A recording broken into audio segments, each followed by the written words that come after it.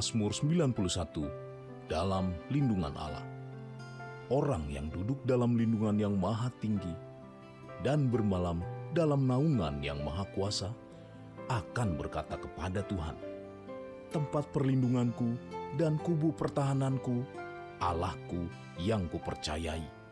Sungguh, dialah yang akan melepaskan engkau dari jerat penangkap burung, dari penyakit sampar yang busuk. Dengan kepaknya ia akan menudungi engkau, di bawah sayapnya engkau akan berlindung. Kesetiaannya ialah perisai dan pagar tembok. Engkau tak usah takut terhadap kedahsyatan malam, terhadap panah yang terbang di waktu siang, terhadap penyakit sampar yang berjalan di dalam gelap, terhadap penyakit menular yang mengamuk di waktu petang.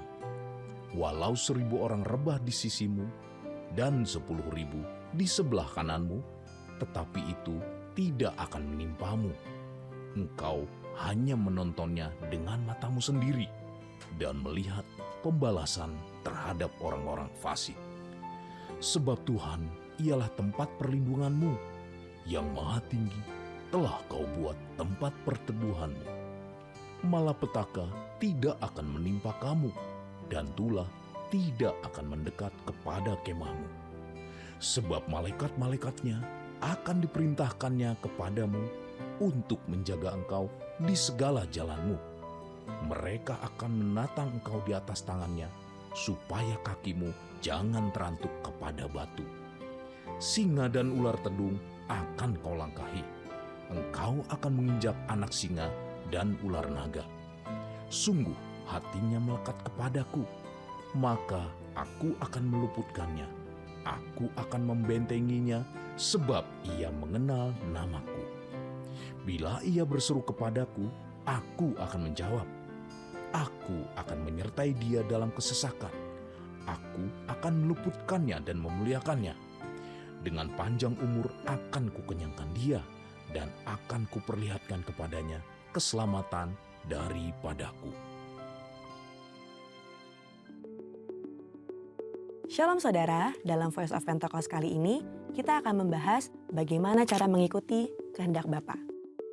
Apakah saudara pernah merasa sudah berbuat baik, melakukan banyak hal, bahkan berkorban, namun sepertinya permohonan kita tidak dijawab atau tidak sesuai dengan harapan kita? Dalam Matius 26 diceritakan tentang Yesus yang menghadapi waktu-waktu terakhir sebelum penangkapan di Taman Getsemani. Yesus takut dan ia berdoa 3 kali supaya cawan atau hal yang akan ia lewati boleh berlalu. Namun Yesus tetap berserah, biar kehendak Bapa lah yang jadi. Seringkali kita berdoa dan meminta supaya doa kita dijawab. Namun sebenarnya kita sering sudah memiliki atau mengharapkan jawaban sesuai dengan keinginan kita sendiri, bukan merindukan jawaban yang datang dari Bapa. Sikap Yesus menunjukkan betapa ia dihadapkan pada keadaan yang sulit. Tetapi Yesus memilih untuk berdoa dan meminta supaya kehendak Bapa yang jadi. Dalam doa Bapa kami yang diajarkan oleh Tuhan Yesus kepada murid-muridnya, ada satu bagian yang berbunyi, jadilah kehendakmu di bumi seperti di surga. Doa ini mengajarkan kita untuk hidup berserah dan percaya sepenuhnya kepada Bapa. Mari kita lihat maksud dari hidup yang mengikuti kehendak Bapa. Pertama, kesadaran untuk menempatkan kehendak Bapa di atas kehendak pribadi. Kita adalah orang yang sudah ditebus dengan harga yang mahal, lunas dibayar oleh darah Kristus. Dalam Roma 6 ayat 22 disebutkan, kamu telah dimerdekakan dari dosa dan menjadi hamba Allah. Artinya, kehidupan kita bukanlah milik kita sendiri, tetapi milik Bapa. Karena itu sudah sepatutnya kita mengikuti kehendaknya. Yesus menyampaikan permohonan kepada Bapa di sorga, namun ia juga dengan tegas berkata, tetapi janganlah seperti yang aku kehendaki, melainkan seperti yang engkau kehendaki. Hidup manusia memang tidak terduga, karena kita tidak tahu apa yang akan terjadi di hari esok. Maka dalam Yakobus 4 ayat 15 dikatakan, sebenarnya kamu harus berkata, jika Tuhan menghendakinya, kami akan hidup dan berbuat ini dan itu. Kedua, memahami dan menerima konsekuensi dari penyerahan diri kepada kehendak Bapa. Kembali kepada peristiwa Yesus di Taman Getsemani, setelah ia berdoa dan berkata, "Jadilah kehendakmu," yang terjadi justru adalah penangkapan, penyiksaan, dan penyaliban. Namun Yesus tetap taat dan menjalankan kehendak Bapa dengan tulus hati. Rasul Paulus mengatakan dalam Filipi 2 ayat 7 sampai dengan 8 bahwa Yesus merendahkan dirinya untuk melakukan kehendak Bapa. Demikian juga dalam kisah Ayub. Kita tahu bagaimana hidup Ayub diberkati oleh Allah. Namun dalam sekejap ia mengalami pencobaan yang sangat berat. Dalam Ayub 2 ayat 10b ia berkata, "Apakah kita mau menerima yang baik dari Allah tetapi tidak mau menerima yang buruk?" Dalam semua itu Ayub tidak berbuat dosa dengan bibirnya. Di tengah pergumulan berat, Ayub memilih untuk tetap menerima kehendak Bapa. Roma 8 ayat 28 berkata, "Kita tahu sekarang bahwa Allah turut bekerja dalam segala sesuatu untuk mendatangkan kebaikan bagi mereka yang mengasihi Dia, yaitu bagi mereka yang terpanggil sesuai dengan rencana Allah." Mungkin saat ini kita belum tahu apa yang sedang dikerjakan Tuhan. Mungkin kita sedang berada dalam prosesnya. Tapi akan tiba waktunya kita bisa berkata, "Saya tahu sekarang bahwa selama ini Allah turut bekerja." Tuhan Yesus tidak pernah mengecewakan saudara. Mungkin tidak mudah, tapi mari kita sama-sama berjuang untuk menjadi pribadi yang mengikuti kehendak Bapa. Dengan menyadari bahwa hidup kita adalah milik Bapa dan dengan segenap hati, taat serta penuh ketulusan. Sekarang, saya ingin mengajak saudara untuk berdoa Bapa kami. Mari kita berdoa. Bapa kami yang di sorga, dikuduskanlah namamu. Datanglah kerajaanmu. Jadilah kehendakmu di bumi seperti di sorga. Berikanlah kami pada hari ini makanan kami yang secukupnya. Dan ampunilah kami akan kesalahan kami, seperti kami juga mengampuni orang yang bersalah kepada kami. Dan janganlah membawa kami ke dalam pencobaan, tetapi lepaskanlah kami daripada yang jahat. Karena Engkaulah yang mempunyai kerajaan dan kuasa dan kemuliaan sampai selama-lamanya. Amin. Saudara, untuk penjelasan lebih lengkap dari tim teologi kami, silakan buka link yang ada di atas atau scan QR Code yang tersedia. Tuhan Yesus memberkati. Mari sama-sama memperkatakan 5 arti Pentakosta ketiga. 1. Pentakosta ketiga adalah pencurahan Roh Kudus yang dahsyat di zaman ini, melebihi yang terjadi di Azusa Street. 2. Pentakosta ketiga akan mengakibatkan penuaian jiwa yang terbesar dan yang terakhir sebelum Tuhan Yesus datang kembali. 3. Pentakosta ketiga akan membangkitkan generasi Yeremia, yaitu anak-anak muda yang dipenuhi Roh Kudus, cinta mati-matian kepada Tuhan Yesus, tidak kompromi terhadap dosa, dan akan bergerak untuk memenangkan jiwa. 4. Pentakosta ketiga lahir di Indonesia dan bergerak ke bangsa-bangsa. Gerakan ini dari timur ke barat dan akan kembali ke Yerusalem. 5. Pentakosta ketiga akan memberikan kuasa untuk menyelesaikan amanat agung. Dan setelah itu Tuhan Yesus datang kembali. Haleluya, haleluya. Boleh sama-sama sorakan haleluya. Haleluya. Puji nama Tuhan. Selamat pagi, shalom. Shalom. Boleh saya lihat tangan-tangannya, shalom. Shalom. Yuk jemaat yang dikasihi Tuhan, sama-sama saya undang bangkit berdiri. Puji Tuhan. Sebelum kita mulai ibadah kita, mari sama-sama kita memperkatakan DNA kita. Amin. DNA kita adalah restorasi Pondok Daud, yang artinya prajurit-prajurit Tuhan yang perkasa, yang mempunyai gaya hidup, doa, pujian, penyembahan bersama-sama dalam unity siang dan malam, dan yang melakukan kehendak Bapa pada zaman ini. Puji Tuhan. Haleluya.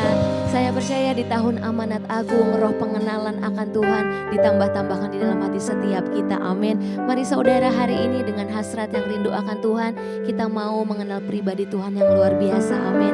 Sama-sama angkat kedua tanganmu di hadapan Tuhan. Kita mau sembah Tuhan. Koralabaya syakaralabaya ralabaya ralabaya syakaralaba. Hiaralabaya syakaralabaralaba. Kami mau menantikan-Mu Tuhan. Kami merindukan-Mu Tuhan Yesus. Tuhan Yesus. Kiaralabaya ralabaya ralabaya ralaba. Oh ya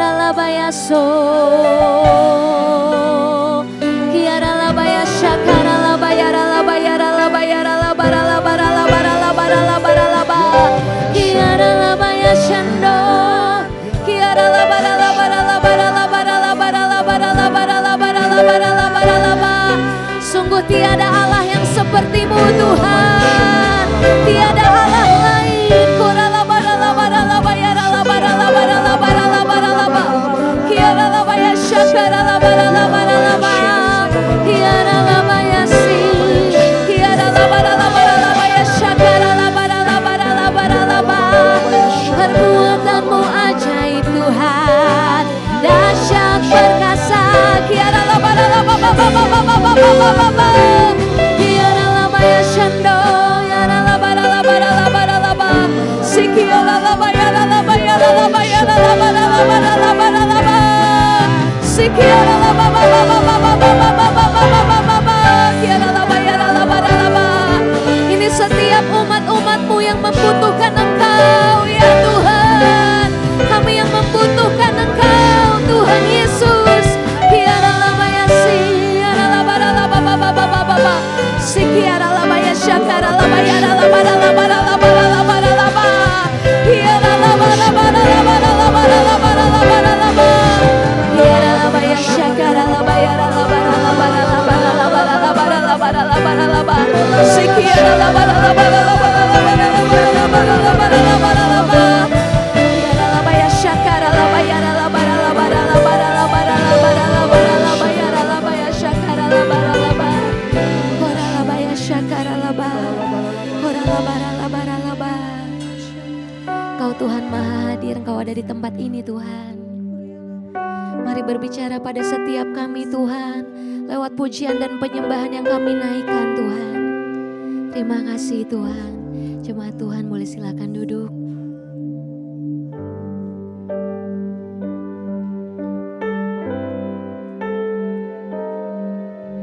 Bila ku buka mataku dan lihat wajah-Mu,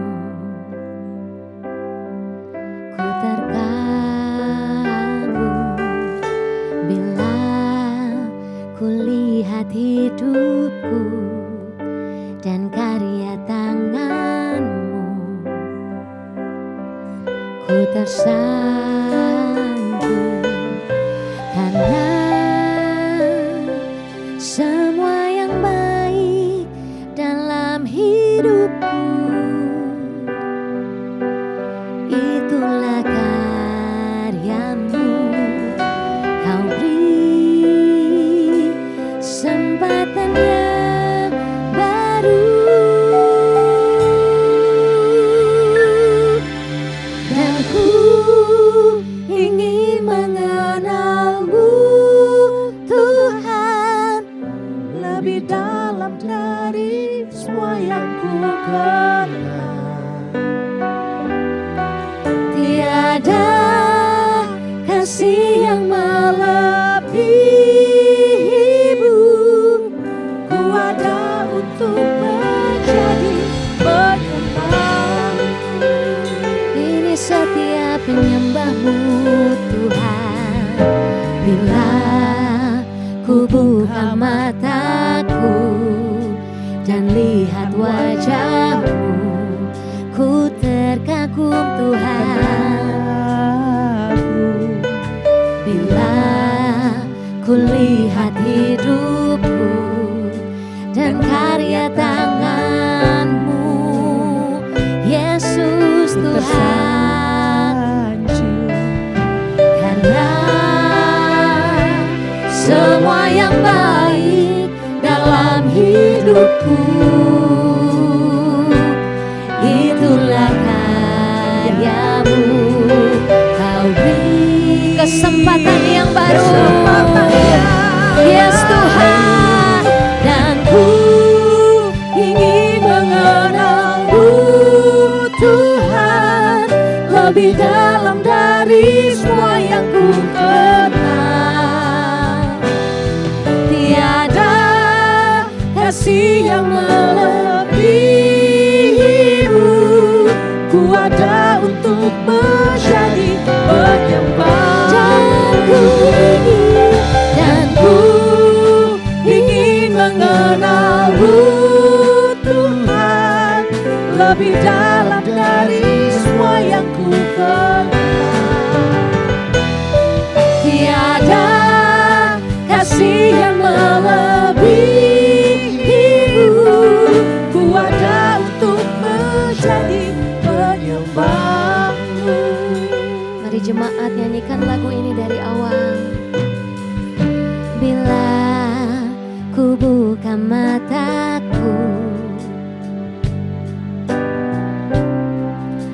mengagumi perbuatan-Mu Tuhan.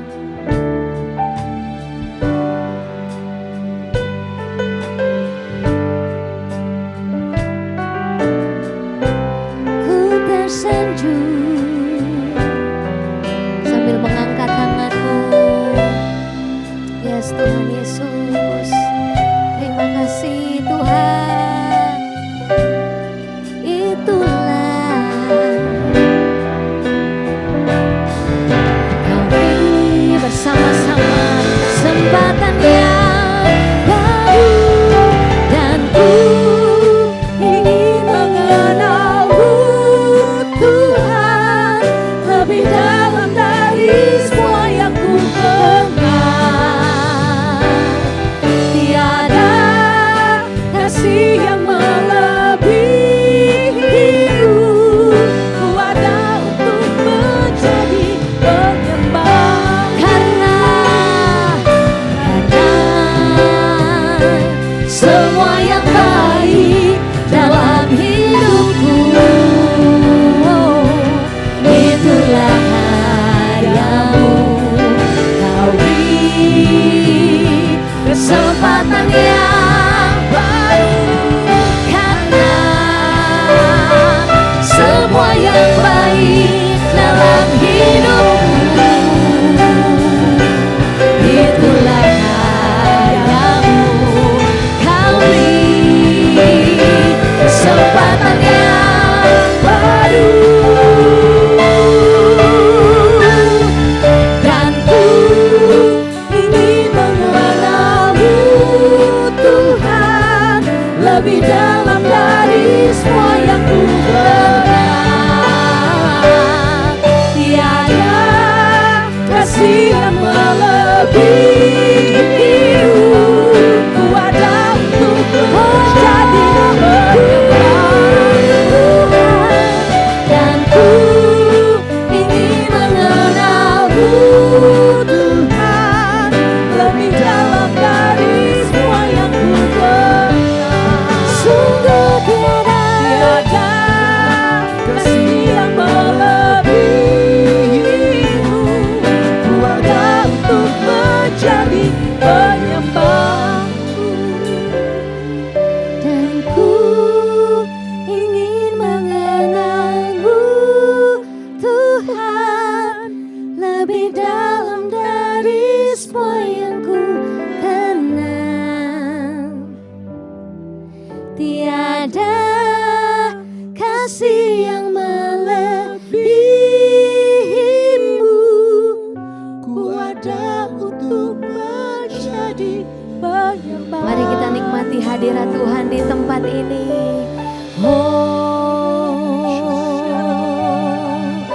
Shakaralabayaso,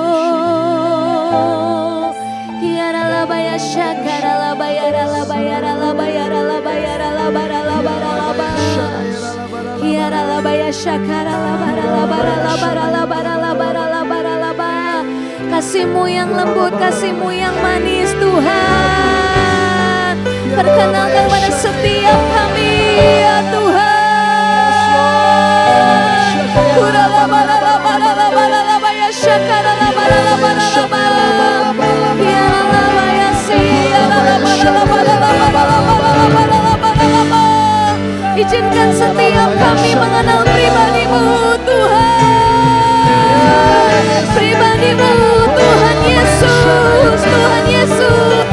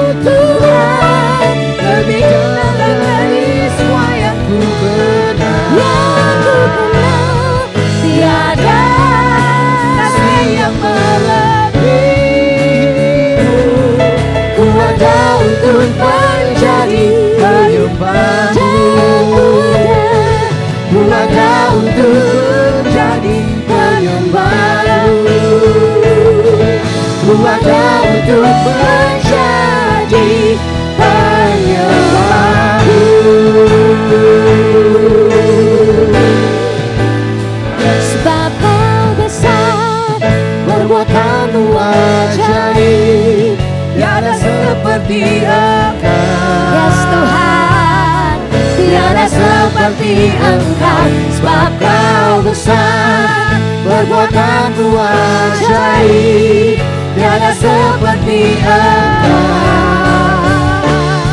tiada seperti Engkau. Sebab Kau besar Tuhan, Sebab Kau besar, perbuatanmu ajaib, tiada seperti Engkau, tiada seperti Engkau. Sebab Kau besar, perbuatanmu ajaib, tiada seperti Engkau, tiada seperti. bersama-sama kita bangkit berdiri dalam hadirat Tuhan. For you are great, For you are great, you do miracles so great, there is no one else like you. There is no one else like you. For you are great, you do miracles so great, there is no one else like you. There is no one else like you. there is no one. There is no one else like you. There is no one else like you. Tuhan Yesus dahsyat, Yesus dahsyat. perbuatannya besar. Haleluya, haleluya. Terpujilah namamu Tuhan untuk selama-lamanya. Haleluya. Jemaat Tuhan yang merasakan hadirat Tuhan, boleh lambaikan tanganmu. Sebab segala pujian dan syukur kami hanya buat Tuhan Yesus. Haleluya.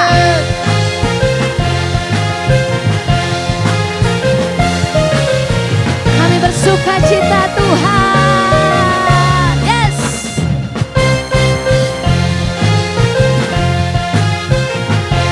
Terimalah puji-pujian umat-Mu ya Tuhan di tempat ini. Segala puji syukur hanya bagi-Mu Tuhan, sebab Kau yang layak dipuja. Kami mau bersorak, tinggikan nama-Mu. Haleluya.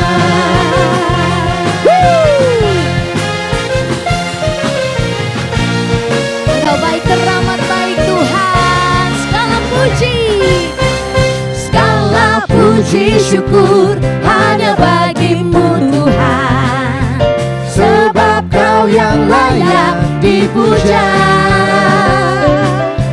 Kami mau bersorak, tinggikan nama-Mu. angkat tanganmu. Haleluya. Bersorak buat Tuhan. Soraklah, haleluya. Soraklah, haleluya. Haleluya. Haleluya. Soraklah, haleluya. Soraklah, haleluya. Haleluya. Boleh sorak-soraknya buat Tuhan Yesus. Kau dahsyat Tuhan. Segala puji syukur hanya bagi-Mu Tuhan, sebab Kau yang layak dipuja. Kami bersorak Tuhan. Kami mau bersorak, tinggikan nama-Mu. Haleluya. Soraklah. Soraklah, haleluya. Soraklah, haleluya. Haleluya. Bersoraklah. Soraklah, haleluya. Soraklah, haleluya. Haleluya.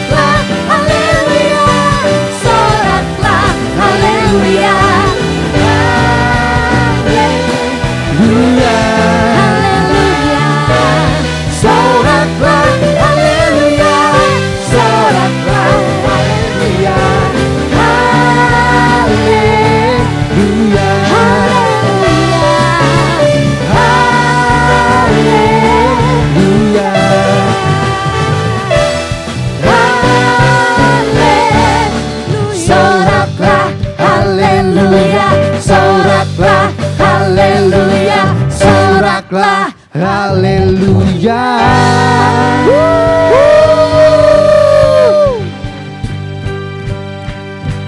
Through you, I can do anything. I can do all things. 'Cause it's you who gives me strength. Nothing is impossible. Through you, blind eyes are open. Strongholds are broken. I am living by faith. Nothing is impossible. Tidak ada yang mustahil buat Tuhan Yesus. Kau dahsyat Tuhan. Come on sing, I'm not gonna live. I'm not gonna live by what I see. I'm not gonna live. I'm not gonna live by what I feel. Deep down,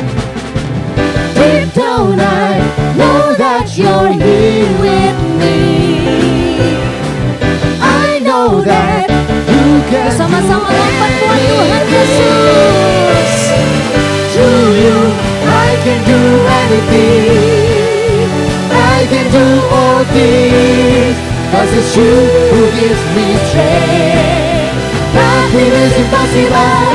Through you, blind eyes are open. Strongholds are broken. I am living by faith. Nothing is impossible. To you, I can do anything. I can do all things. 'Cause it's you who gives me strength. Nothing is impossible. Through you, blind eyes are open. Strongholds are broken. I am living by faith. Nothing is impossible. I believe, I believe. I believe, I believe in you. I believe, I believe. I believe, I believe in you. Haleluya. Puji Tuhan. Jemaat yang dikasih Tuhan silakan duduk. Haleluya. Mari kita mempersiapkan hati kita untuk terima kebenaran firman Tuhan siang hari ini. Koralaba ya syakaralaba. Terima kasih Tuhan. Kasih setiamu yang ku rasakan lebih tinggi dari langit biru. Kebaikanmu yang telah kau nyatakan lebih dalam dari lautan. Berkat-Mu yang telah ku terima sempat membuatku terpesona. Apa yang tak pernah ku pikirkan, itu yang kau sediakan bagiku. Siapakah aku ini Tuhan? Jadi biji mata-Mu. Dengan apakah ku balas Tuhan selain puji dan sembah? Kasih setiamu yang ku rasakan lebih tinggi dari langit biru.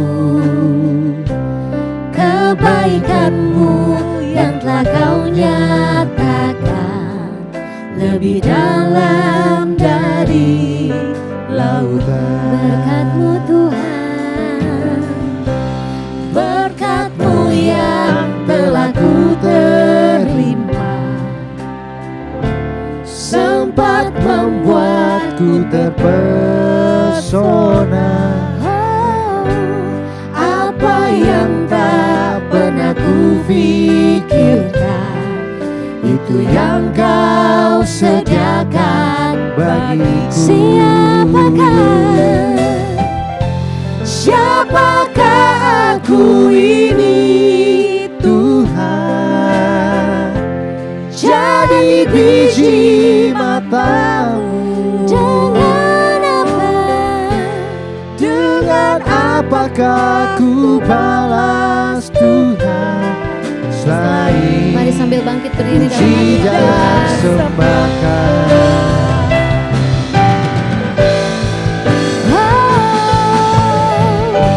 Siapakah aku ini Tuhan? Jadi biji matamu. Dengan apakah ku balas Tuhan selain puji dan Sekali lagi katakan, siapakah Tuhan? Siapakah aku ini Tuhan? Jadi biji matamu. Dengan apakah ku balas Tuhan selain puji dan sembahkan. Selain puji dan sembahkan. Selain puji dan sembahkan. Berikan tepuk tangan yang meriah bagi Tuhan Yesus. Haleluya.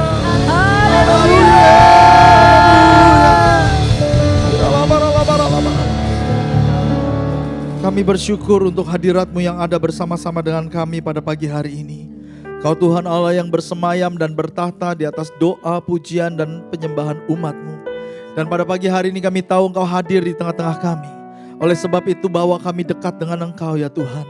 Berbicaralah seperti seorang bapa berbicara kepada anak-anaknya. Bukan hanya kepada pikiran kami, tetapi juga kepada kedalaman hati kami, bahkan pada kedalaman roh kami. Agar kami pulang dari tempat ini, kami membawa sesuatu impartasi ilahi yang daripada Tuhan. Hamba-Mu berdoa, kuduskan, sucikan hamba-Mu. Layakkan aku untuk berdiri di atas panggung ini. Darah-Mu itu yang melingkupi aku dan melayakkan aku. Dan Tuhan, hamba-Mu berdoa, percayakan firman-Mu kepadaku. Sebab sesungguhnya tidak ada sesuatu pun yang bisa aku bagikan daripada diriku kalau bukan daripadamu. Dan oleh sebab itu percayakan kepadaku, urapi lidah bibir hamba-Mu, agar aku dapat menyampaikan firman-Mu. Sehingga firman yang ditabur di tempat ini semua boleh memberkati umat-Mu. Yang lemah dikuatkan, yang sakit disembuhkan, bahkan yang goyah mulai diteguhkan kembali di dalam nama Tuhan Yesus. Terima kasih. Bapa, berdaulatlah atas tempat ini. Aku dedikasikan waktu ini seluruhnya ke dalam tangan-Mu.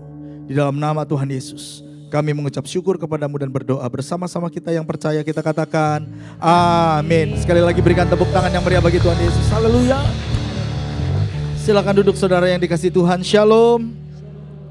Saya bersyukur untuk kepercayaan yang diberikan kepada saya untuk membagikan firman Tuhan pada pagi hari ini.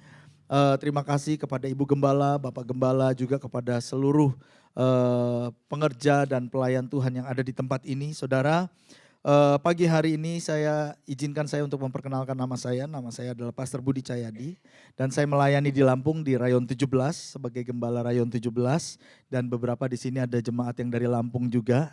Ya, udah lama gak ketemu, Tuhan Yesus berkati. Dan saya datang sendiri karena istri saya harus berbagi tugas dengan saya mendampingi hamba Tuhan yang ada di Lampung. Dan pagi hari ini saya membawa salam dari jemaat yang di Lampung bagi kita semua. Nah saudara, pagi hari ini saya mau berbicara tentang satu firman Tuhan yang saya beri judul meresponi amanat agung. Meresponi amanat agung. Karena tahun ini, tahun 2026, tema yang Tuhan berikan kepada Pak Niko adalah tahun amanat agung. Dan oleh sebab itu kita akan terus membahas tentang amanat agung ini. Saudara, apa yang dimaksud dengan amanat agung? Saya berdoa agar jemaat di tempat ini juga mengerti apa yang dimaksud dengan amanat agung. Karena Kita bicara tentang amanat agung tetapi belum tentu semua orang Kristen mengerti apa itu gitu ya. Jadi mungkin izinkan saya untuk menjelaskannya terlebih dahulu. Apa itu yang dimaksud dengan amanat agung? Amanat agung adalah perintah yang Tuhan Yesus berikan kepada murid-muridnya setelah ia dibangkitkan dari kubur dan sebelum dia naik ke sorga. Alkitab mencatat ada 40 hari di mana Tuhan Yesus itu berjalan bersama dengan murid-muridnya. Lalu di akhir daripada hari yang ke-40 itu dia terangkat naik ke sorga. Dan sebelum dia terangkat naik ke sorga dia berikan amanat agung kepada murid-muridnya. Nah, perintah amanat agung itu tercatat di Matius 28 ayatnya yang ke-18 sampai dengan ayat yang ke-20. Nah ini semua orang Kristen harus tahu ya, bahwa amanat, kalau kita bicara tentang amanat agung, maka ayatnya itu ada di Matius 28 ayatnya yang ke-18 sampai dengan ayat yang ke-20.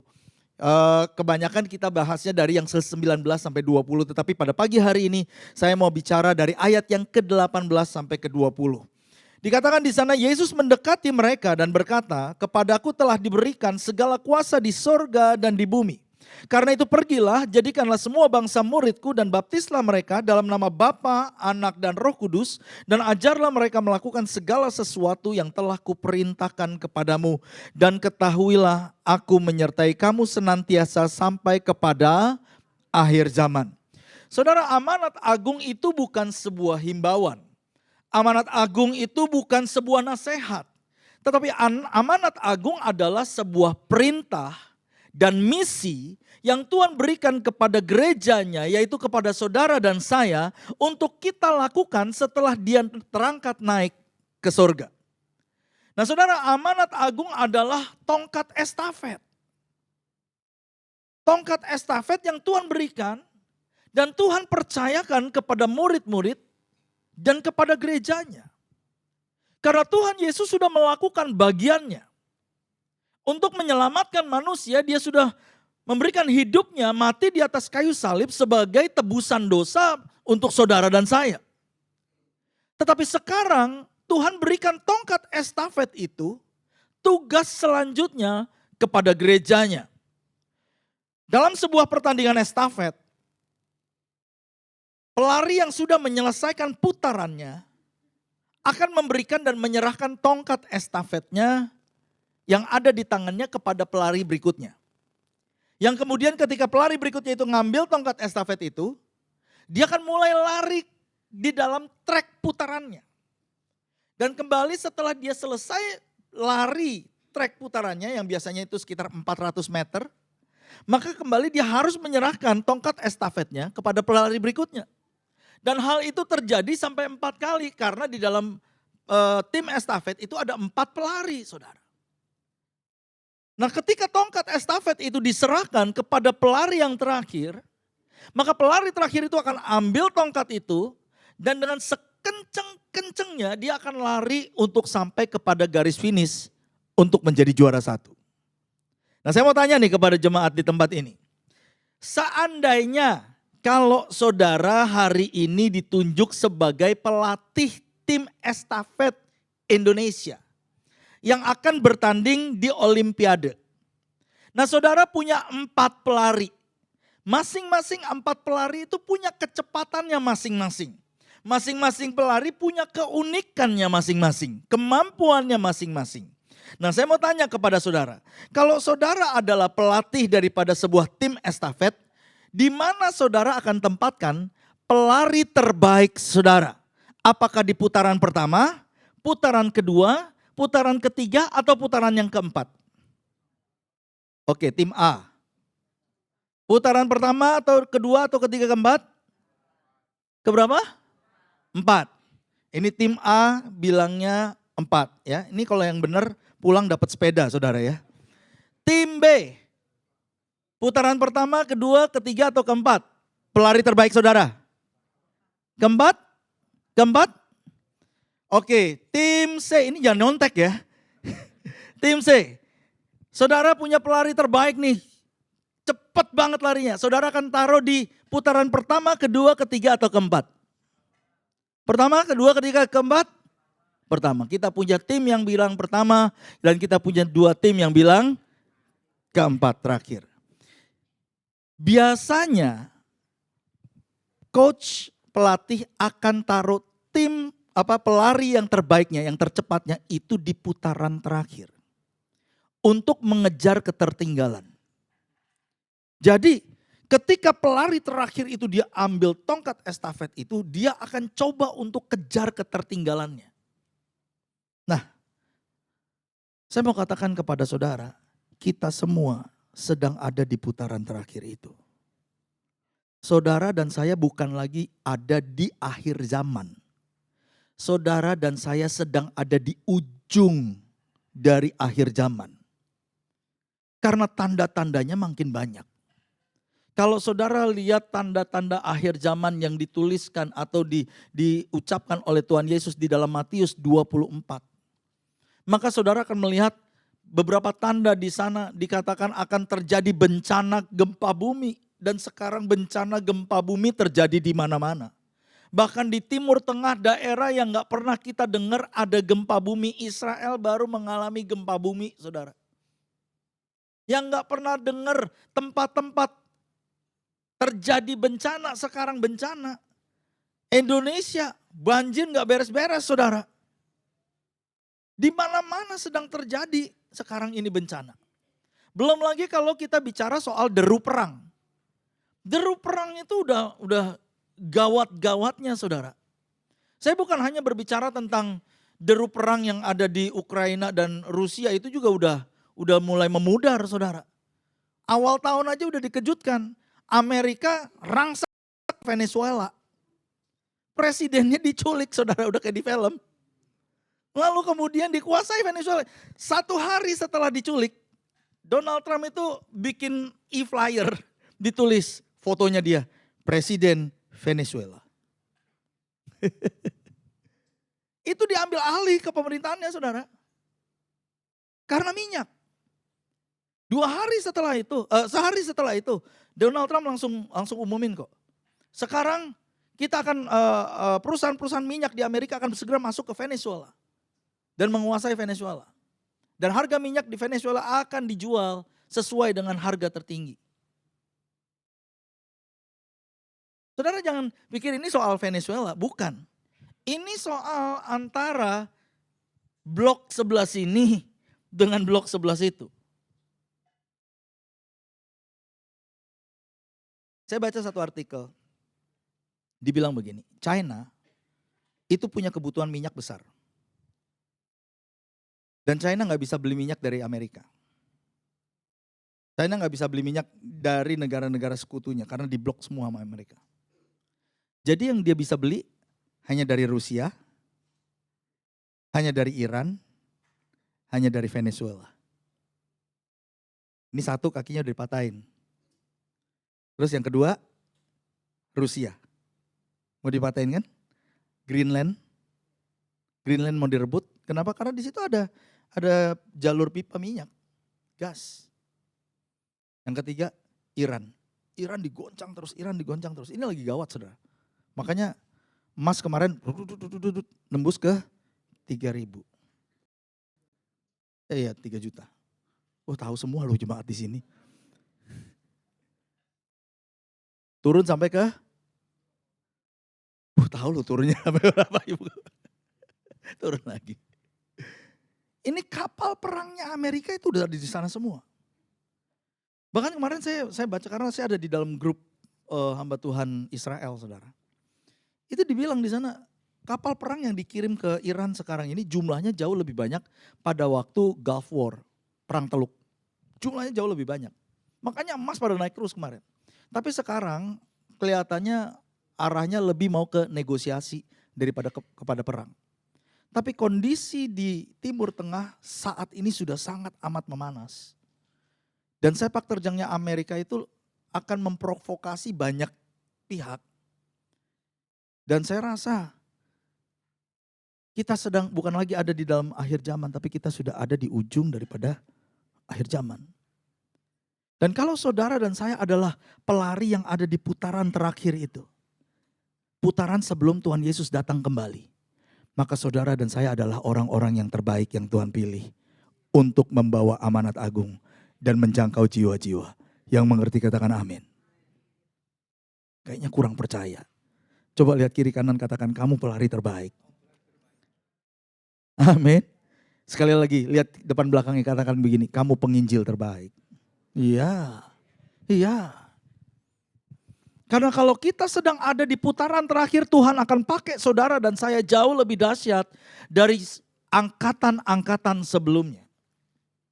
Saudara baca, bagaimana di kitab Kisah Para Rasul dikatakan Petrus lewat bayangannya sembuhin orang. Tuhan akan pakai saudara lebih dahsyat lagi. Yang mengerti katakan amin. Saudara baca bagaimana Paulus sapu tangannya ditempelin ke orang sembuh. Kita nggak tahu sapu tangan itu bekas dipakai untuk apa, saudara. Sapu tangan dipakai untuk apa sih? Zaman dulu kan nggak ada AC. Rasul Paulus, jadi sapu tangannya pasti dipakai untuk apa? Sinilah, kesinilah, nggak tahu kemana lagi lah dipakai. Itu ditempelin orang sakit sembuh. Hari ini saya percaya bahwa saudara dan saya akan dipakai Tuhan secara luar biasa karena kita ada di ujung daripada akhir zaman. Karena pelari terbaik akan Tuhan pakai untuk menjangkau jiwa-jiwa. Yang mengerti katakan amin. Yang percaya katakan amin. Berikan tepuk tangan yang meriah bagi Tuhan Yesus. Tuhan Yesus sudah melakukan bagiannya di atas kayu salib. Dan sekarang dia percayakan tongkat estafet itu kepada saudara dan saya. Dia utus kita untuk melanjutkan misi Tuhan, yaitu menjangkau jiwa-jiwa dan menyelamatkan mereka, memindahkan jiwa dari gelap kepada terang. Memindahkan mereka yang hidup di dalam kesia-siaan kepada hidup yang penuh dengan arti. Memindahkan mereka yang hidup gak tahu arah tujuannya kemana. Dengan tujuan hidup yang jelas. Saudara, beberapa bulan ini saya ketemu dengan orang-orang yang diberkati Tuhan. Ya bukan anak Tuhan. Mereka diberkati Tuhan. Dilimpahkan punya keuangan luar biasa. Saking gak taunya harus berbuat apa dengan uangnya, punya rumah satu gak cukup, punya rumah dua gak cukup. Beli rumah lagi, beli rumah lagi, beli rumah lagi. Saking gak ngerti uangnya harus dipakai apa, beli satu mobil yang pun pintunya 5 gak cukup. Pintu 5 karena di belakang bisa dibuka, saudara. Gak cukup. Beli yang pintu 4. Nggak cukup, beli yang pintu 2. Tahukah saudara, mobil makin sedikit pintunya itu makin mahal, saudara, harganya. Ada yang punya sampai 20 mobil. Nggak tahu harus dibuat apa. Ada yang koleksi mobil-mobil antik, miliaran harganya. Tapi nggak tahu harus dibuat apa. Tapi saya percaya bahwa jemaat di tempat ini tahu kenapa Tuhan memberkati kita. Amin. Bahwa Tuhan memberkati kita untuk menjadi berkat. Amin. Ya. Ada banyak orang yang hidup di dalam kesia-siaan. Mereka gak ngerti panggilan Tuhan dalam kehidupan mereka. Dan mereka perlu saudara dan saya jangkau. Supaya mereka bisa mengerti bahwa hidup ini bukan hanya tentang itu. Tetapi untuk melakukan kehendak Tuhan pada zaman ini. Yang mengerti katakan amin. Berikan tepuk tangan bagi Tuhan Yesus. Nah, tongkat estafet itu udah ada pada kita. Nah, pertanyaannya sekarang adalah, mau gak kita bergerak dan melangkah melakukan kehendak Tuhan dengan menjangkau jiwa dan memuridkan mereka? Sebab saya percaya begini. Kalau saudara berpikir bahwa amanat agung itu kan tugasnya pendeta, Pak. Amanat agung itu kan tugasnya penginjil, Pak, hamba Tuhan, Pak. Kami bukan penginjil, kami bukan pendeta. Kami bahkan gak hafal ayat, kami gak ngerti firman Tuhan. Bahkan kami hanya sebagai jemaat yang datang beribadah setiap minggu. Kami bukan pengerja. Bagaimana mungkin kami bisa melakukan amanat agung? Saya mau katakan kepada saudara bahwa amanat agung itu tidak dimulai ketika saudara pandai berbicara atau pandai bersaksi. Tetapi amanat agung itu dimulai ketika saudara dan saya mengalami jamahan dan sentuhan Tuhan. Ketika saudara dan saya mengalami perjumpaan secara pribadi dengan Tuhan. Dan saya percaya kalau tahun ini saudara dan saya fokus kepada amanat agung untuk menjangkau jiwa-jiwa, peduli kepada mereka yang terhilang, maka ada beberapa janji yang Tuhan mau genapi di dalam kehidupan kita. Yang pertama, kalau saudara dan saya bergerak di dalam amanat agung, maka kita akan disertai dengan otoritas Tuhan sepanjang tahun ini. Amin. Karena tahun ini adalah tahun amanat agung. Dan kalau kita melakukan amanat agung, menjangkau jiwa-jiwa, maka kita akan berjalan di dalam otoritas Tuhan.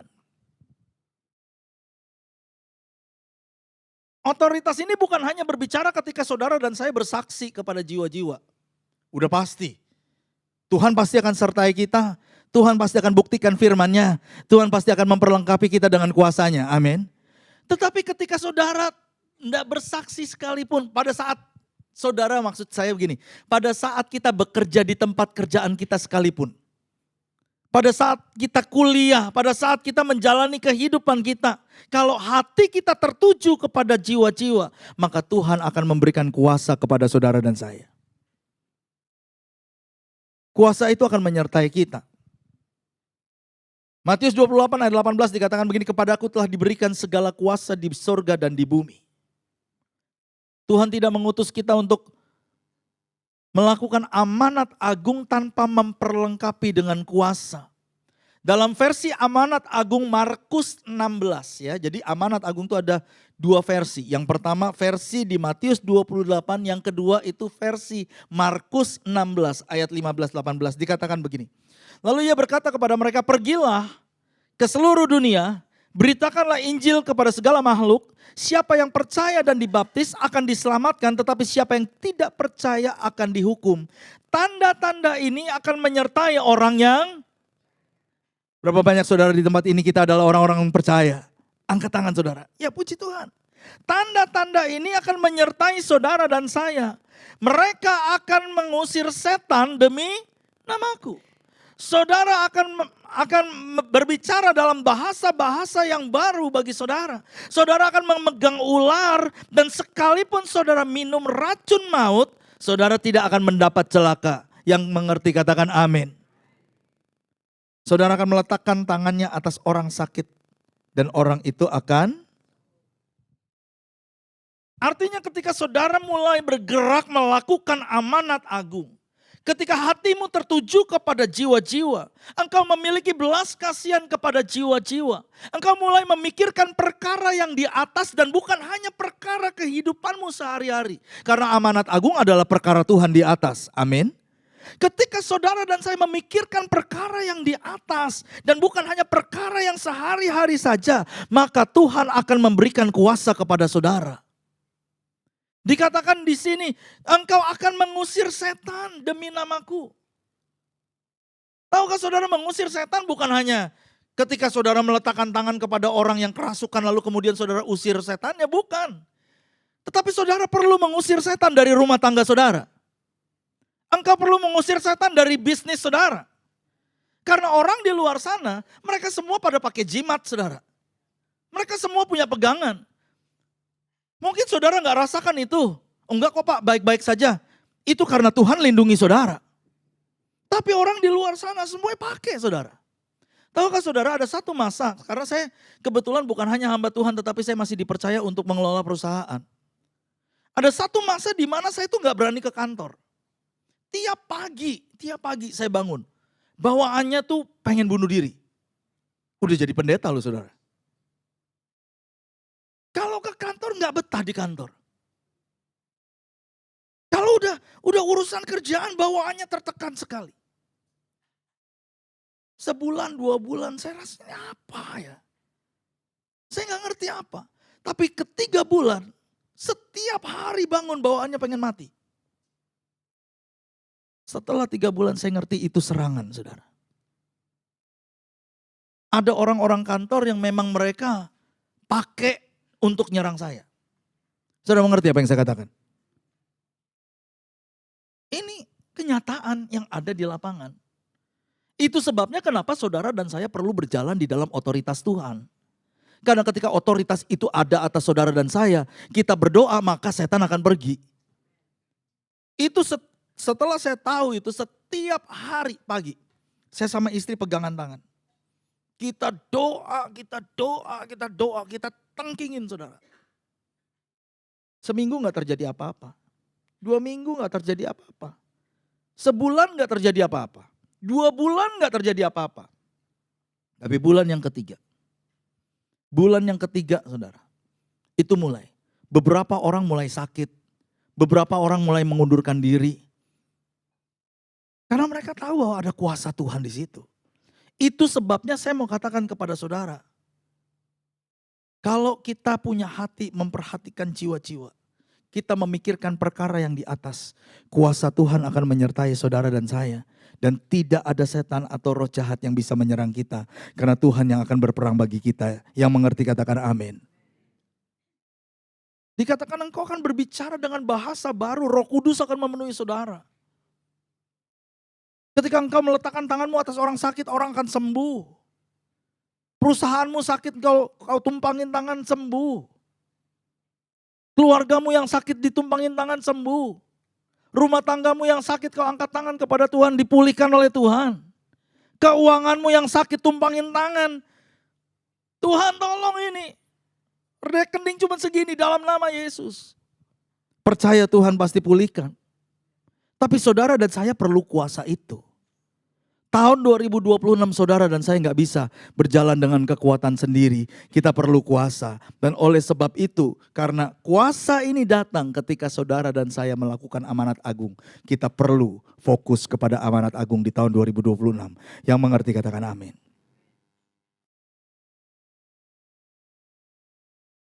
Saudara,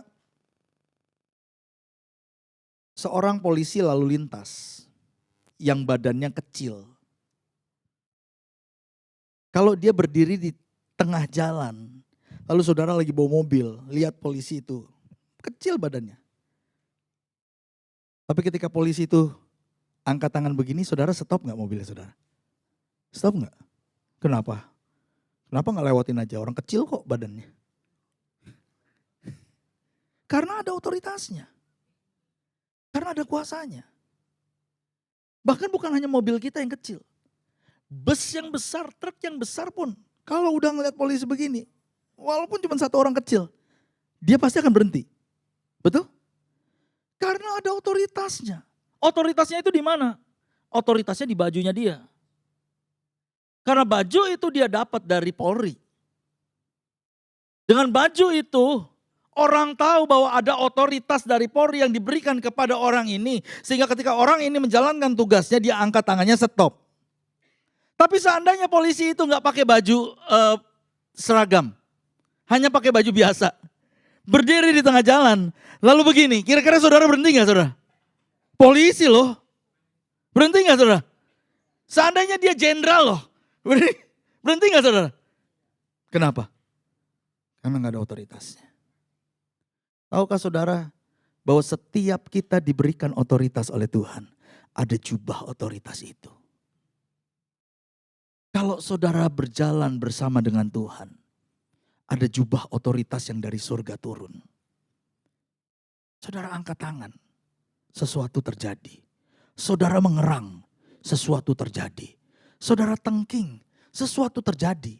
Saudara perintahkan terbuka. Pintu akan terbuka. Saudara perintahkan tertutup. Pintu akan tertutup. Karena apa yang kau ikat di bumi akan terikat di surga. Dan apa yang kau lepaskan di bumi akan terlepas di surga. Yang percaya katakan amin. Yang percaya berikan tepuk tangan bagi Tuhan Yesus. Jangan dilepas jubahnya. Jangan keluar dari panggilan Tuhan dan keluar dari kehendak Tuhan. Dan tahun 2026 ini adalah tahun amanat agung. Tuhan mau saudara dan saya berjalan di dalamnya. Pikirkan perkara yang di atas.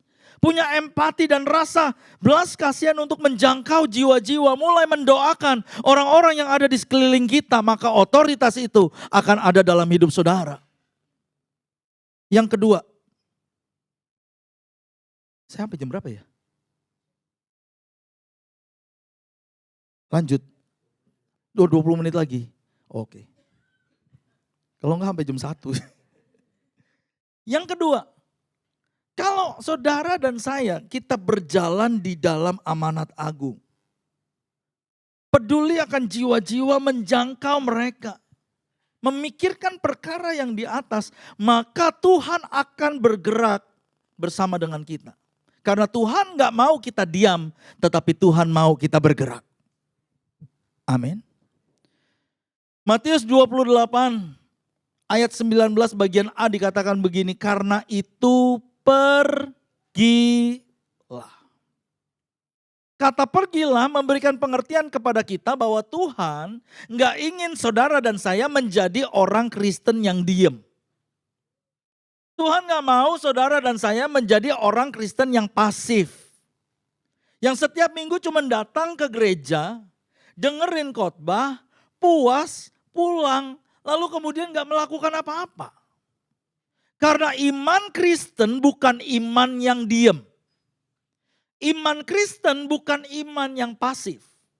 Tapi iman Kristen adalah iman yang mendorong saudara untuk bergerak. Tadi pagi ibadah pertama saya cerita tentang wanita Samaria yang ketemu dengan Tuhan Yesus.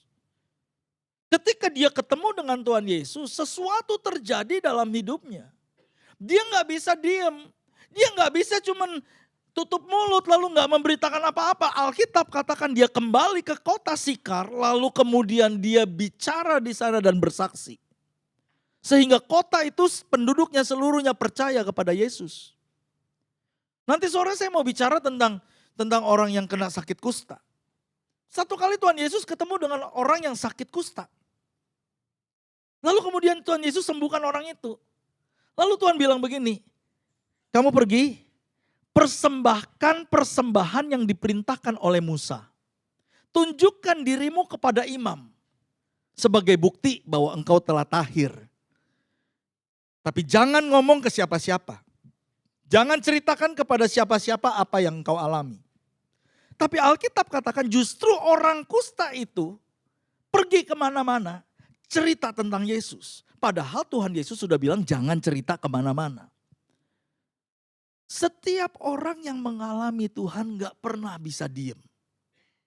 Karena iman kepada Tuhan Yesus akan selalu mendorong saudara dan saya untuk melakukan sesuatu. Dan itu sebabnya di tahun amanat agung ini saya percaya bahwa amanat agung akan selalu mendorong saudara dan saya keluar dari zona nyaman saudara untuk masuk ke dalam zona iman.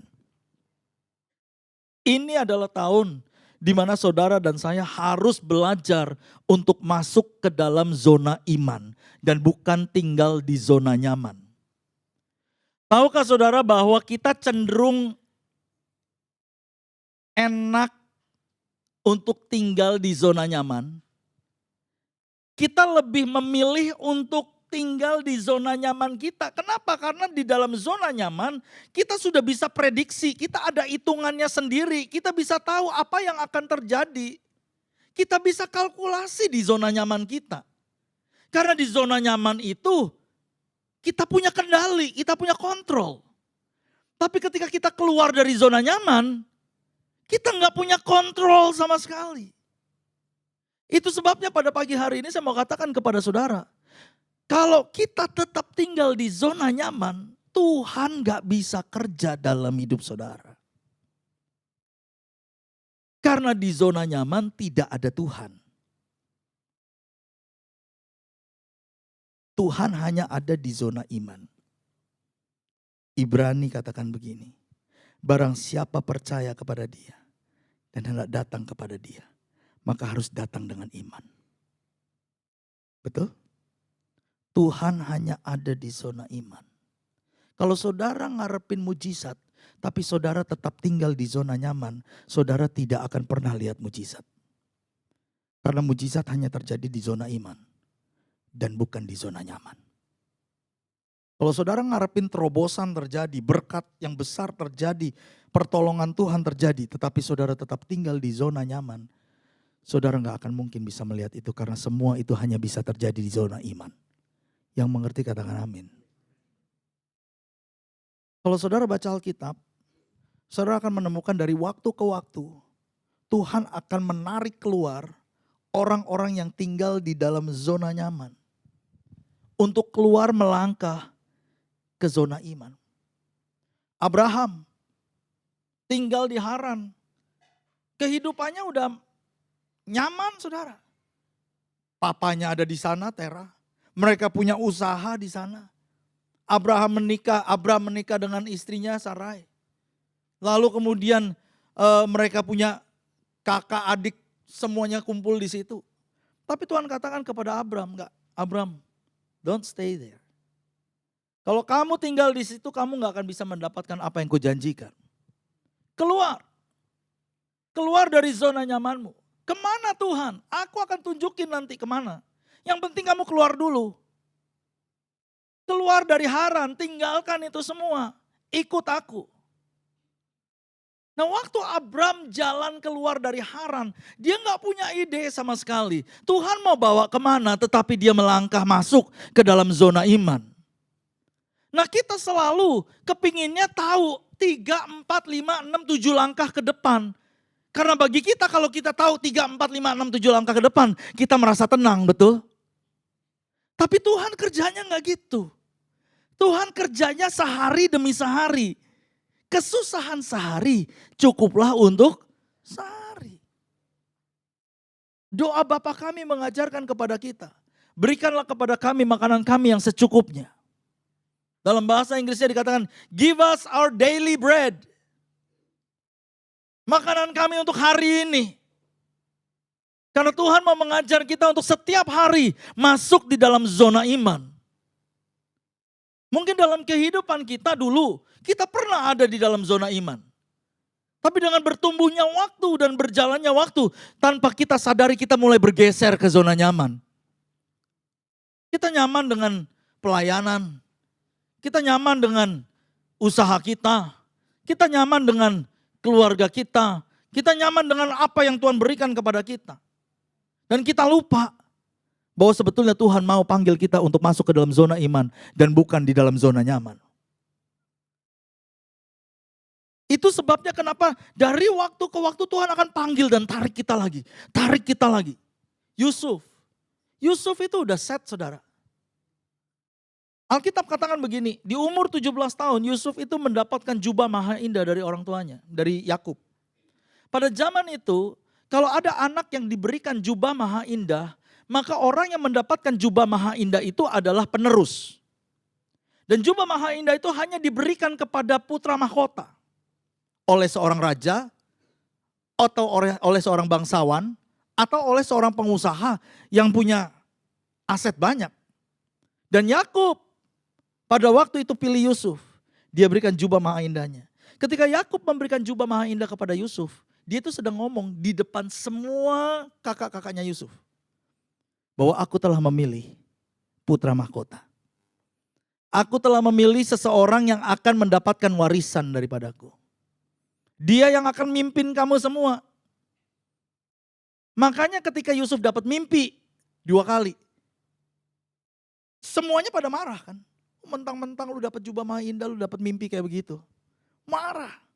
Dan Tuhan tarik Yusuf dari zona nyamannya. Masuk ke dalam sumur, dijual sampai ke Mesir. Kerja jadi budak di Mesir, difitnah masuk ke dalam penjara. Zona iman, zona iman, zona iman, zona iman. Jadi kalau hari ini saudara mungkin merasa bahwa kok saya merasanya hari-hari ini Tuhan bikin hidup saya sulit ya. Kenapa? Kok kayaknya goncangan demi goncangan terjadi nggak beres-beres. Kenapa masalah padang gurun nggak beres-beres? Kalau saudara merasa begitu, saya mau katakan kepada saudara pada pagi hari ini, kemungkinan besar Tuhan sedang memanggil saudara untuk masuk ke dalam zona iman dan berjalan di dalam zona iman dan bukan di zona nyaman. Amin. Saya tidak tahu kenapa pagi ini saya harus bicara tentang zona nyaman dan zona iman. Tapi saya mau izinkan saya untuk jelasin lebih kepada saudara. Saudara ingat cerita Yosua? Bagaimana Tuhan suruh Yosua pada waktu dia masuk ke tanah perjanjian, kota pertama yang harus dia rebut adalah kota Yeriko. Tuhan perintahkan Yosua untuk kelilingin kota Yeriko berapa kali saudara? Berapa kali? 13 kali. Ya. 6 kali untuk 6 hari. Sehari sekali. Lalu di hari yang ke-7 mereka harus kelilingin 7 kali. Total 13 kali. Nih saudara kan kita kalau baca, oh kita lewatin terus kemudian, oh ya di akhir daripada putaran terakhir mereka teriak tiup sangkakala, tembok Yeriko rubuh.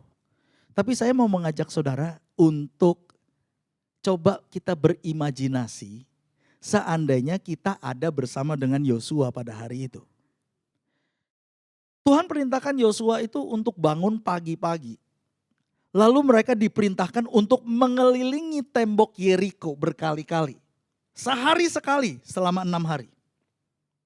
Saudara, kalau kita ada di situ, kira-kira apa yang saudara dan saya akan rasakan?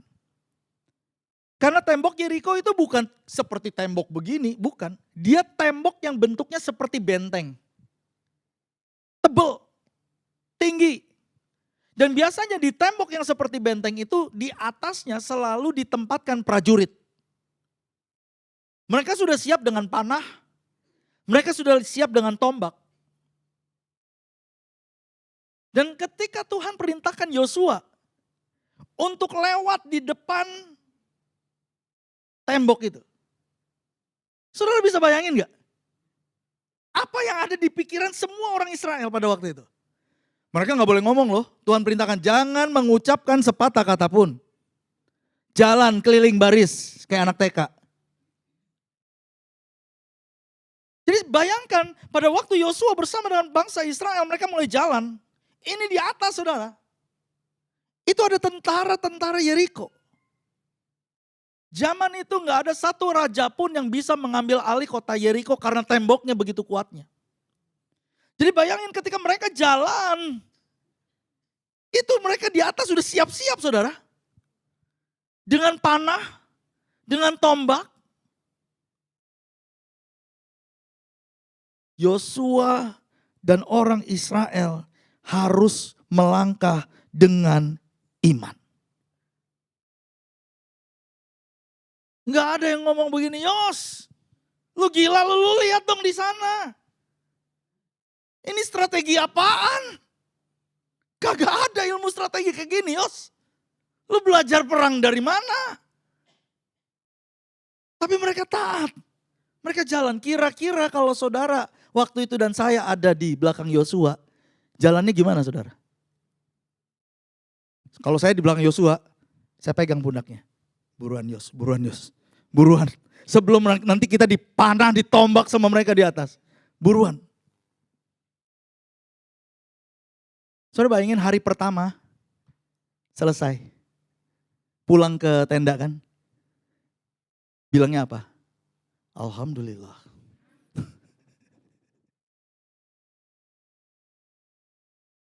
Puji Tuhan. Haleluya. Masuk tenda cerita sama istrinya. Ma, puji Tuhan loh. Hari ini Tuhan sertai kita. Satu keliling. Itu di atas ma. Mama gak tahu itu semua orang udah pada melotot semua ma. Pegangin busur semua. Tapi Tuhan baik ma. Tuhan lindungin kita. Puji Tuhan ya Pak. Doa bareng. Sebelum tidur masuk WA dari Yosua. Besok pagi jam 6 bangun lagi ya. Kita keliling lagi satu kali putaran. Saudara bisa bayangin itu? Pagi-paginya Yosua bersama dengan orang Israel sekali lagi. Kira-kira kalau saudara di situ, saudara ngomong apa sama Yosua? Kalau saya, mungkin saya bilang gini, Yos yang bener aja. Baru kemarin kita luput, sekarang mau baris lagi. Kalau kemarin mungkin hoki, kalau ini udah kali yang kedua, lu yang bener aja. Tapi tetap mereka harus jalan. Mereka harus jalan. Mereka harus jalan. Mungkin di hari yang kedua, penduduk kota Yeriko udah mulai naik ke atas, bukan cuma prajurit. Mungkin panglima besarnya udah berdiri di atas. Ngeliatin ini ada apa sih?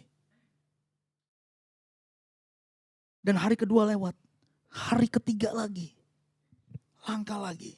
Dan kali ini mungkin orang udah pada bawa batu pengen lemparin mereka. Kali ini mungkin raja Yerikonya sendiri turun pengen ngeliatin ada apa. Itu yang namanya tombak, panah, pedang, itu pasti udah siap. Tinggal nunggu perintah raja aja. Tapi hari ketiga lewat, hari keempat lewat, hari kelima lewat, hari ketujuh, 7 kali putaran loh kali ini. Kalau 6 hari sebelumnya cuma 1 kali putaran pulang, bebas kita. Tapi kali ini 7 kali putaran. Lewat. Alkitab gak mencatat ada 1 orang pun yang terluka karena dipanah oleh orang Yeriko. Gak ada. Mereka tiap hari berjalan, belajar untuk berjalan di dalam iman dan ketaatan, iman dan ketaatan, iman dan ketaatan. Sampai 1 titik jumlah langkah mereka sudah cukup. Tuhan katakan sekarang, teriak, jebol, jebral, masuk ke dalam. Saya enggak tahu jemaat di tempat ini. Mungkin engkau sudah kelilingin kok.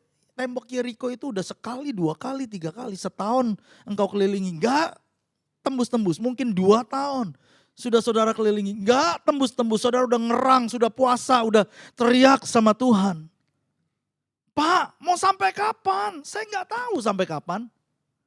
Tetapi yang bisa saya katakan kepada saudara adalah ketika saudara berjalan di dalam ketaatan dan berjalan di dalam zona iman, pada saat jumlah langkahmu sudah genap di dalam zona iman, pada saat itu Tuhan akan melakukan terobosan dan mujizatnya bagi saudara dan saya. Yang percaya katakan amin. Yang percaya katakan amin. Berikan tepuk tangan yang meriah bagi Tuhan Yesus. Jangan berhenti makanya. Jangan berhenti di tengah jalan dan berkata enggak, Tuhan enggak dengar. Enggak, Tuhan enggak perhatikan. Oh, Tuhan enggak peduli. Buktinya udah gue kelilingin, buktinya udah gue puasain, buktinya gue udah ngerang. Tapi gak terjadi apa-apa.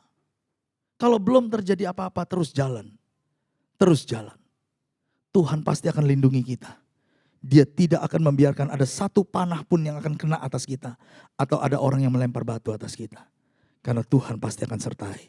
Yang percaya katakan amin. Tahun ini. Keluar dari zona nyaman. Masuk ke dalam zona iman. Amin. Amin. Saya minta pemusik untuk maju ke depan.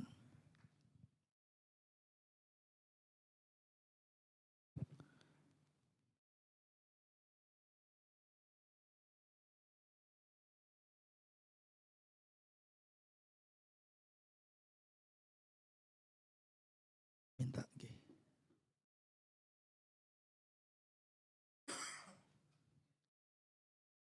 Tahun amanat agung adalah tahun di mana Tuhan mau kita dimuridkan dan memuridkan. Karena perintahnya adalah jadikanlah semua bangsa muridku, baptislah mereka dalam nama Bapa, Anak dan Roh Kudus. Saudara, kita perlu dimuridkan dan kita perlu memuridkan.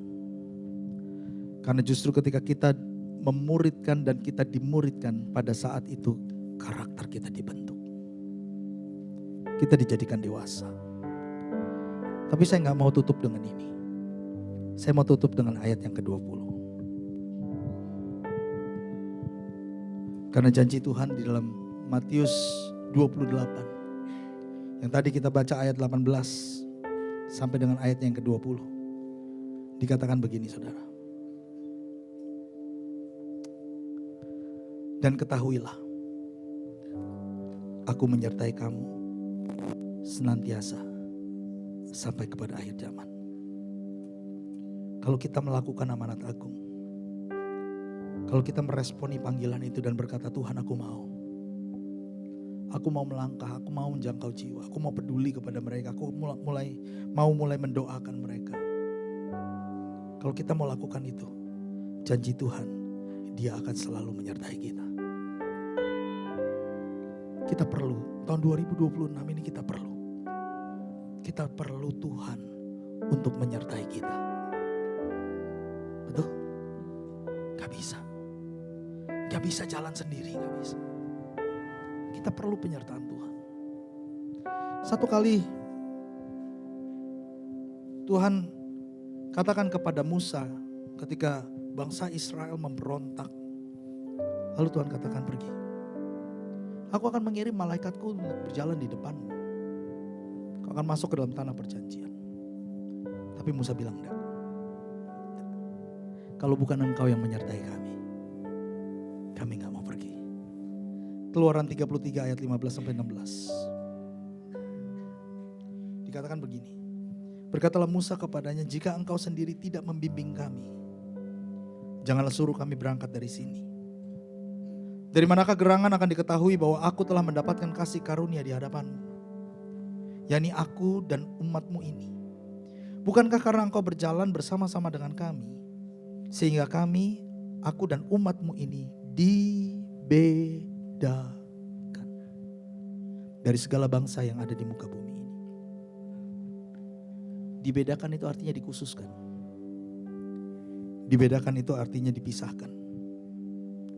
Diperlakukan dengan khusus.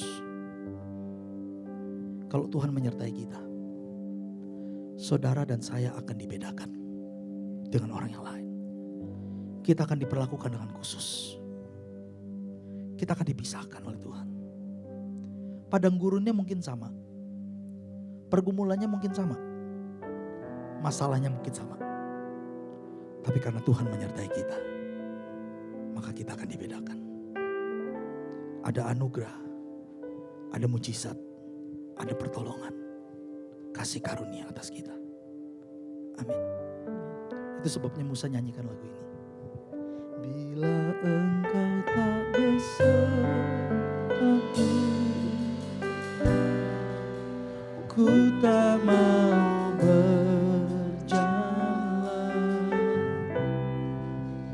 Ku perlu Tuhan, bimbing langkahku dengan kasih karunia-Mu. Pimpin langkahku setiap waktu, berjalan dalam Roh-Mu. Nyatakan Tuhan kemuliaan-Mu dan berjalanlah dengan. Mari umat Tuhan sekali lagi katakan. Bila engkau tak besertaku,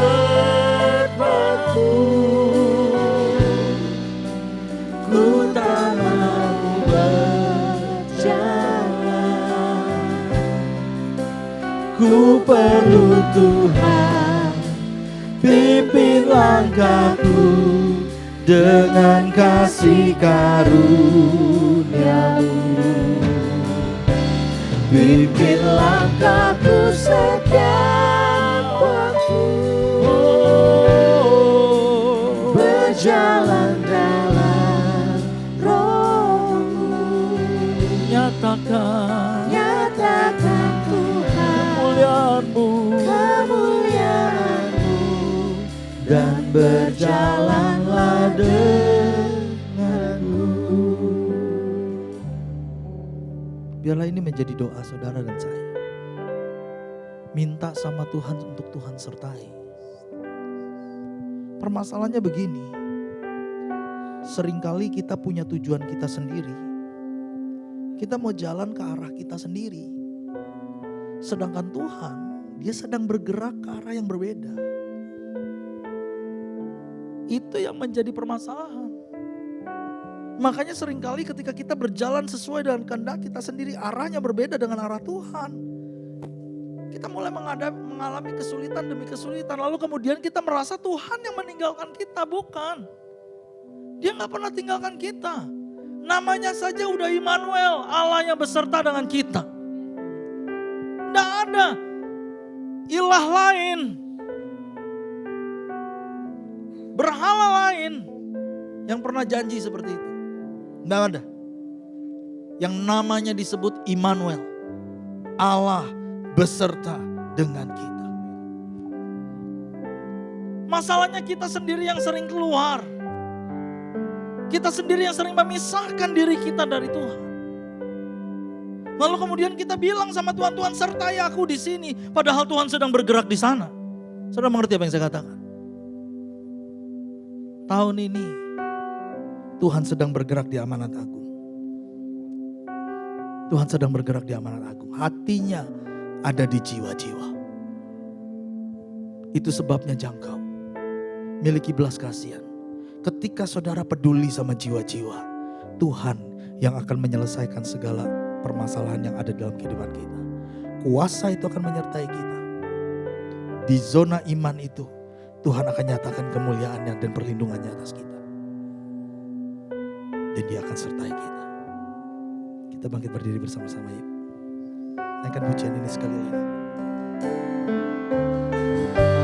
Bila Engkau tak besertaku, ku tak mau berjalan. Ku perlu Tuhan, pimpin langkahku dengan kasih karunia-Mu. Pimpin langkahku, pimpin langkahku setiap waktu. Berjalan dalam Roh-Mu,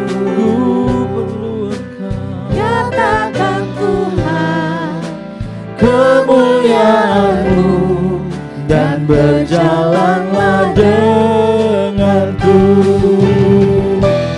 Bila Engkau tak besertaku,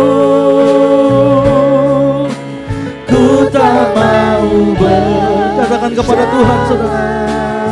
Jadikan ini doamu. Ku perlu Tuhan, pimpin langkahku dengan kasih karunia-Mu. Pimpin langkahku setiap waktu, berjalan dalam Roh-Mu, nyatakan Tuhan kemuliaan-Mu, dan berjalanlah denganku. Nyatakan Tuhan kemuliaan-Mu, dan berjalanlah denganku. Nyatakan Tuhan kemuliaan-Mu, dan berjalanlah denganku.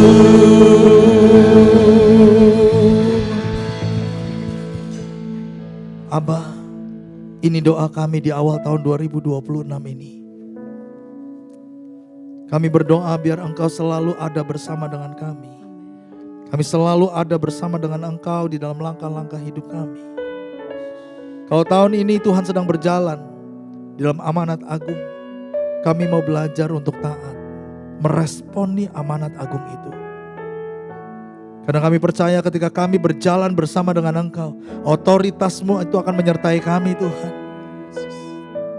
Engkau akan bawa kami masuk ke dalam zona iman, di mana di dalam zona iman ada mujizat, ada terobosan, ada kemenangan yang besar yang Tuhan berikan kepada kami. Sertai kami, Tuhan. Sertai umat-Mu di tahun 2026 ini. Nyatakan kemuliaan-Mu atas kami semua. Terima kasih, Aba. Di dalam nama Tuhan Yesus, kami mengucap syukur kepadamu dan berdoa. Bersama-sama kita yang percaya, kita katakan amin. Puji Tuhan, silakan duduk Bapak Ibu Saudara. Baik, sebentar sama-sama kita akan menyimak beberapa pengumuman.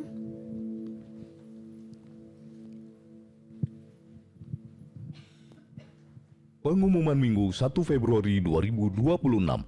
Puji Tuhan, bulan ini kita diberikan kesempatan untuk membawa persembahan sulung. Persembahan sulung dapat diberikan melalui amplop yang telah dibagikan. Bingung cari tempat pernikahan yang bagus, nyaman tapi tetap terjangkau? Harpazo Wedding Hall hadir sebagai solusi untuk intimate wedding impian kalian. Tempat elegan, suasana hangat, dan pelayanan terbaik untuk hari spesial yang tak terlupakan. Rayakan pernikahan kalian di Harpazo Wedding Hall dengan sempurna. Untuk informasi dan reservasi, hubungi 0812 8416 7302. Telah dibuka pendaftaran bimbingan belajar atau bimbel Bangkit Generasi Modern Land untuk kelas PG, TK, dan SD. Informasi pendaftaran dapat menghubungi 0877 3004 1986. Bagi Bapak Ibu Saudara yang rindu untuk dibaptis dan bertumbuh dalam pengenalan kasih Kristus, Bapak Ibu Saudara dapat menghubungi para pengerja setelah ibadah selesai. Mari kita membawa persembahan persepuluhan atau persembahan yang terbaik. Persembahan dapat diberikan melalui kantong persembahan yang diedarkan. Selamat memberi. Selamat hari Minggu, Tuhan Yesus memberkati.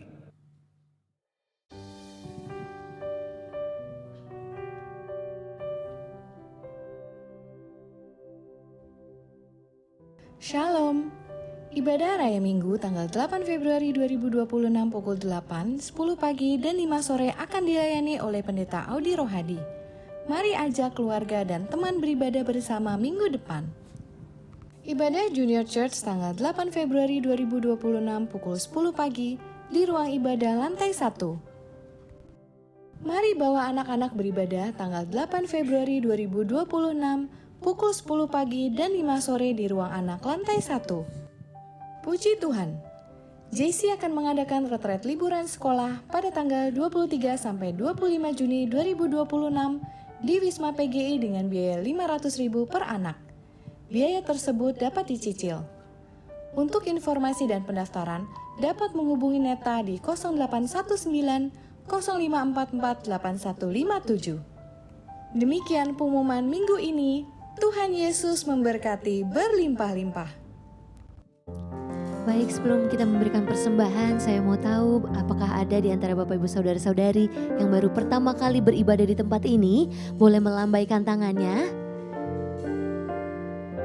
Baik, puji Tuhan, puji Tuhan. Sebentar sama-sama kita akan memberikan persembahan, mari kita berdoa. Kami bersyukur Tuhan limpah rahmat-Mu buat setiap kami, juga setia-Mu Tuhan bagi setiap kami. Kami diberkati Tuhan ibadah siang hari ini, dan kami memberkati Tuhan hamba Tuhan yang Kau kirim utus ke tempat ini Tuhan. Pastor Budi Cahyadi ya Tuhan, oralaba ya syakara laba. Terus Tuhan biar penjagaan Tuhan, perkenanan Tuhan sempurna atas hamba-Mu beserta keluarga ya Tuhan. Berkati penggembalaannya di Lampung Tuhan, kami percaya hamba-Mu Tuhan, terus Engkau tambahkan pengurapan Tuhan, sukacita juga hiburan. Terima kasih Tuhan atas firman-Mu. Merindu memberikan persembahan kami, layakan setiap kami Tuhan, di dalam nama Yesus bersama-sama kita katakan amin. Puji Tuhan. Menyenangkanmu, senangkanmu, hanya itu kerinduanku.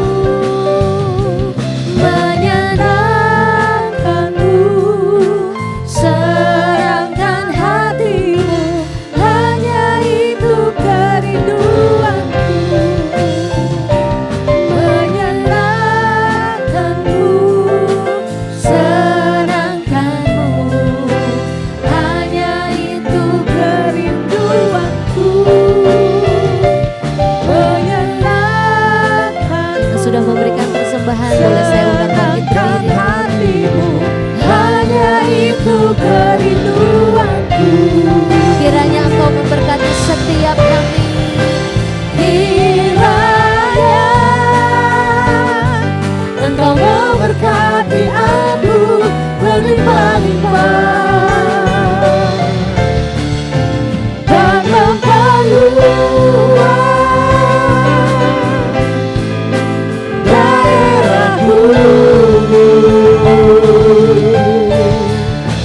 dan kiranya tangan-Mu menyertai aku dan melindungi aku daripada malapetaka, sehingga kesakitan tidak menimpa. Katakan sehingga kesakitan